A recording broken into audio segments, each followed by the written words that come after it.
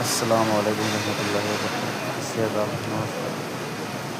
माननीय प्रधानमंत्री जी श्री नरेंद्र मोदी जी, दामोदर दास मोदी जी ने कहा था अपने भाषण में अपने कि देश में सारा काम होता तो बाहर हवाई क्यों जाना चप्पल पड़ता। पहनने वाले को भी हम हवाई जहाज़ का यात्रा कराएंगे। 65 से और 86 आज इधर ही है क्या? अल्लाह का शुक्र है, ऊपर वाले का शुक्र है कि एक गरीब घर का बेटा भी हवाई जहाज़ में बैठ के और सऊदी जा रहा है।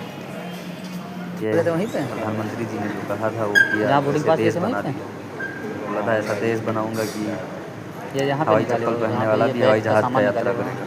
हाँ वही। और मैं उन सभी हिंदुस्तानी भाइयों से 140 करोड़ की आबादी से कहना चाहता हूँ कि आप लोग मिल के एक ऐसा देश बनाओ कि वर्ल्ड में नंबर 1 होना चाहिए, ना कि कागज़ों के अंदर। देश में माहौल बहुत गड़बड़ चल रहा है, तरह तरह की चीज़ें हो रही हैं। हम लोग क्या से क्या तो हमारा देश